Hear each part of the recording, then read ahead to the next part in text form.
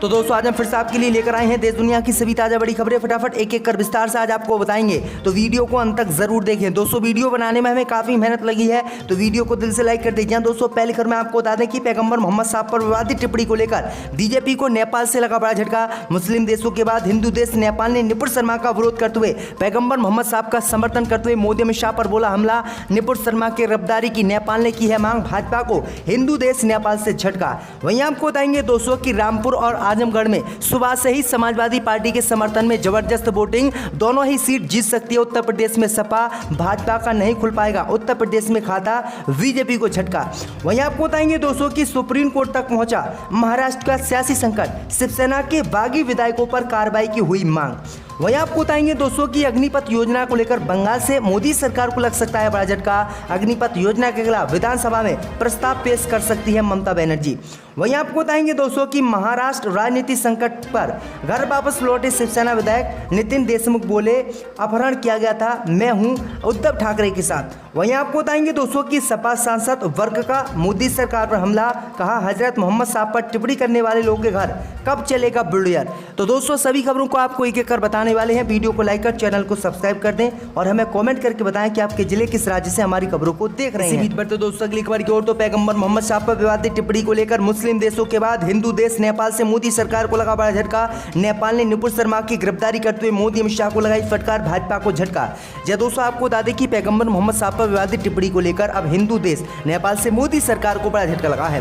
दरअसल आपको बता दें कि पूरी दुनिया के मुस्लिम देशों ने पैगंबर मोहम्मद साहब पर निपुण शर्मा द्वारा की गई विवादित टिप्पणी के बाद विरोध जताया था और मोदी सरकार को फटकार लगाई थी।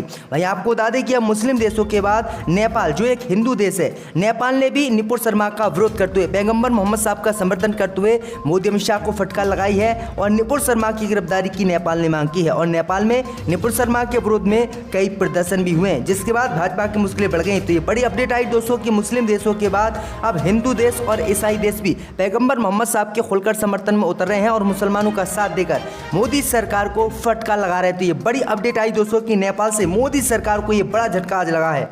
इसी बीच पर तो दोस्तों अगली खबर की ओर, तो उत्तर प्रदेश में भाजपा को लगने वाला है बड़ा झटका। रामपुर और आजमगढ़ लोकसभा सीटों पर समाजवादी पार्टी के समर्थन में जबरदस्त वोटिंग। दोस्तों आपको बता दें कि देश की 3 लोकसभा सीटों और 7 विधानसभा सीटों पर उपचुनाव के लिए आज वोटिंग हो रही है। सुबह 7 बजे से ही वोटिंग शुरू हो गई है।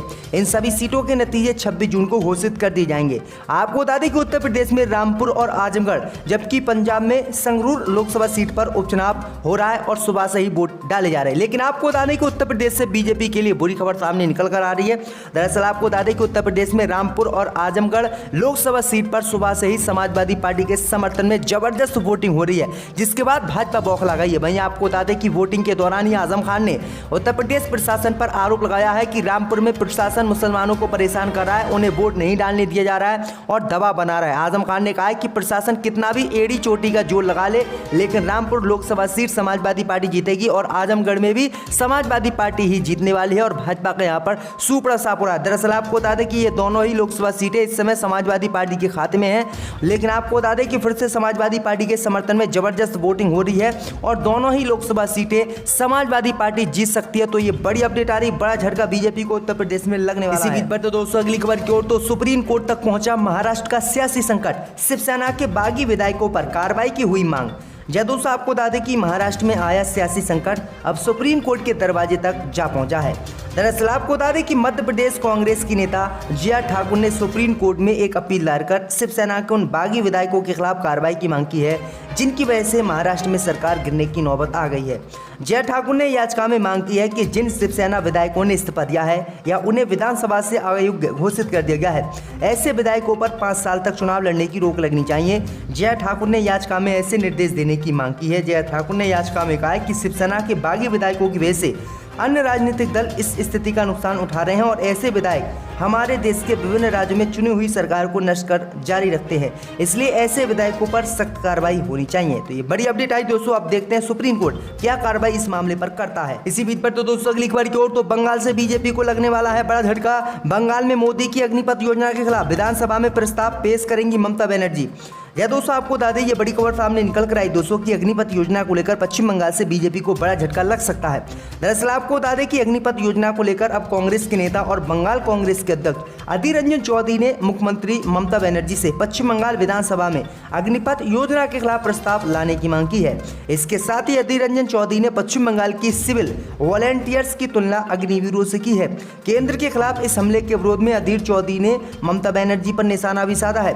बंगाल कांग्रेस अध्यक्ष ने ट्वीट कर कहा कि दीदी, अगर आपको लगता है कि अग्निपथ से बीजेपी का पार्टी कैडर बनेगा, अगर आप जो कह रही हैं उस पर विश्वास करती हैं, तो राजस्थान सरकार को अनुसरण करें और अपने मंत्रिमंडल या विधानसभा में अग्निपथ के खिलाफ प्रस्ताव पारित करें। तो ये बड़ी अपडेट आ रही दोस्तों।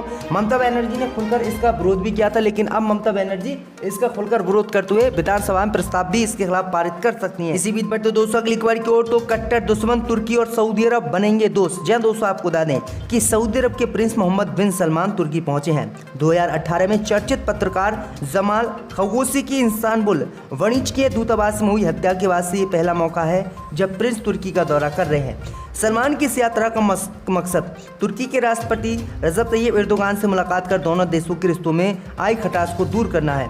दरअसल आपको बता दें कि पत्रकार खशोगी की हत्या के बाद सऊदी अरब और तुर्की के संबंध तनावपूर्ण हो गए थे। एर्दोगान ने परोक्ष रूप से राजकुमार पर खशोगी की हत्या करने का आरोप लगाया था, हालांकि उन्होंने किसी प्रकार की संलिप्तता से इनकार कर दिया था। दरअसल आपको बता दें कि तुर्की और सऊदी अरब दोनों ही खुद को इस्लामिक दुनिया का प्रतिनिधि मानते हैं और ऐसे में दोनों के बीच अलग अलग मुद्दों को लेकर अक्सर मतभेद रहते हैं। यही वजह है कि सलमान की तुर्की यात्रा को काफ़ी अहम माना जा रहा है। तो ये बड़ी अपडेट आ रही दोस्तों, क्योंकि तुर्की से सऊदी अरब से और तुर्की से जो बाइडेन भी ना। इसी बीच बढ़ते दोस्तों अगली खबर की ओर, तो संभल से सपा सांसद शफीकुर रहमान का सरकार पर हमला। कहा हजरत मोहम्मद साहब पर टिप्पणी करने वालों को कब चलेगा बुलडोजर। जब दोस्तों आपको बता दें कि अपने बयानों को लेकर चर्चा में रहने वाले सपा सांसद डॉक्टर शफीकुर रहमान बर्क एक बार फिर से चर्चाओं में हैं। उन्होंने कहा है कि बुलडोजर मुसलमानों की इमारतों पर ही चलाया जा रहा है। कानून में तो इसका कोई जिक्र नहीं है, लेकिन मुसलमानों के खिलाफ एक तरफा कार्रवाई की जा रही है। सोशल मीडिया पर वायरल हो रहा वीडियो मंगलवार का बताया जा रहा है। सपा सांसद एक निजी चैनल के प्रतिनिधि से बातचीत करते हुए कहा कि हजरत मोहम्मद साहब पर अशोभनीय टिप्पणी करने वाले लोगों पर कार्रवाई नहीं की। प्रधानमंत्री और गृह मंत्री ने कोई प्रतिक्रिया नहीं दी। मुसलमानों के विरोध किया तो उन्हें गोली से निशाना बनाया गया, उनकी इमारतों को बुलडोजर से जमीन दो कर दिया गया।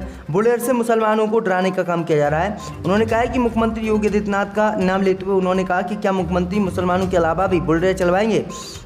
उन्होंने कहा है कि उत्तर प्रदेश में अग्निपथ योजना को लेकर जो विरोध प्रदर्शन हुआ है, अरबों खरबों रुपए का हमारे देश को नुकसान हुआ है, क्या इन दंगाइयों पर कार्रवाई होगी, क्या इन दंगाइयों को घर पर बुलडोजर चलाया जाएगा। तो देखते हैं दोस्तों, ये बड़ी बात है सपा सांसद शफीकुर रहमान बर्क ने कही है। इसी बीच बढ़ते दोस्तों अगली खबर की ओर, तो महाराष्ट्र में राजनीतिक संकट के बीच घर वापस लौटे शिवसेना विधायक नितिन देशमुख बोले अपहरण किया गया था।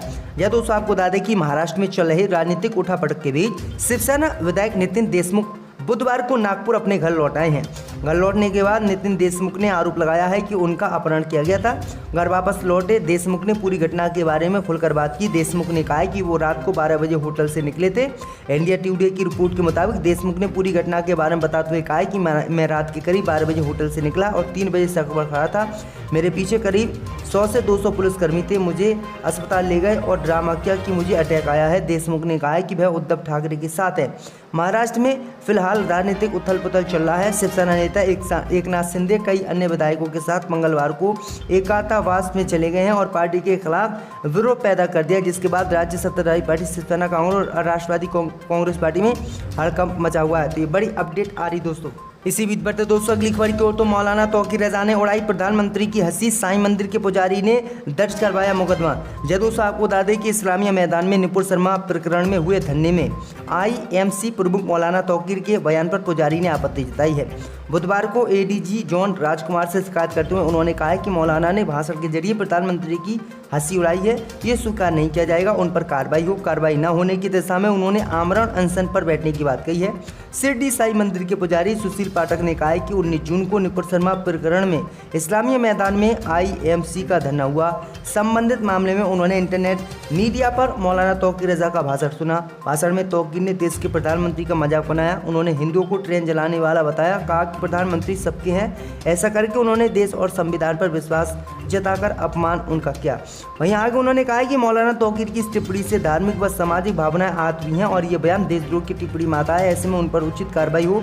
एडीजी ने मामले में जांच के निर्देश दिए हैं। तो ये बड़ी अपडेट आ रही दोस्तों की। अब देखते हैं कि मौलाना तौकीर रजा पर एफआईआर दर्ज होती है या नहीं। दरअसल आपको बता दें कि उन्होंने ये बयान इसलिए दिया है क्योंकि उत्तर प्रदेश में लगातार छात्र ट्रेनें जला रहे हैं।